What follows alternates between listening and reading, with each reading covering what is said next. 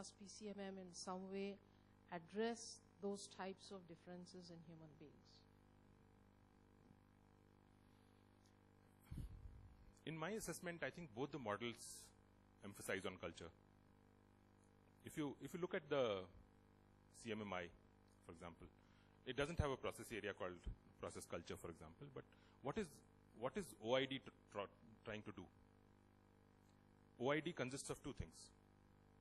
One is to be able to experiment and learn, deploy, right? Organization, innovation, and deployment is about experimenting, learning, deploying. On the other hand, it's also about engaging your entire organization in this movement, right? Which is an element of culture. So it does touch upon building a process culture.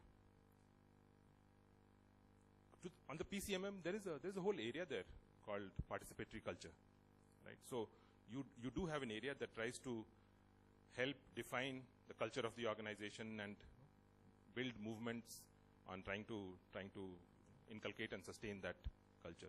So there is none of these two models use culture as the primary element of what they are trying to do. No, the core of what they are trying to do.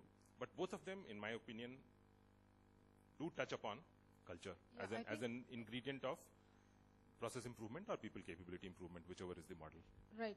What I was trying to say was that, yes, maybe process culture or organizational culture gets built over time. What I'm trying to say is that it does not take into consideration the different cultural backgrounds of people who actually work in this in organizations.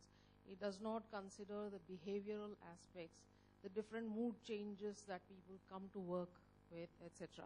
Right? I mean, those are certain things which are realistic. They are real problems. They are important, yes. And they somehow don't seem to be addressed by any of these models.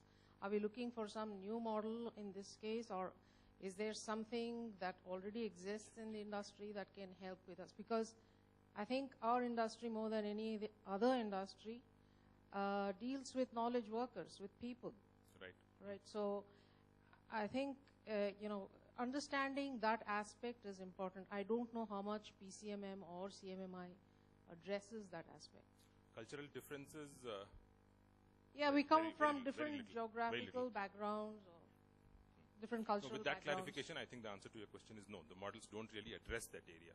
They may touch upon that area very indirectly, but they don't address that area. I'm not aware of,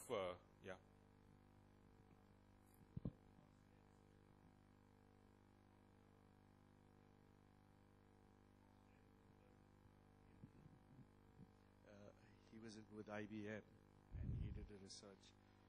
There's a little more available probably in Outliers, or even Hofstede himself has written a book.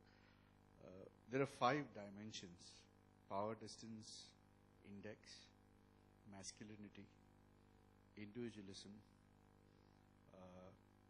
ambiguity, the ability to deal with ambiguity, and there's one more.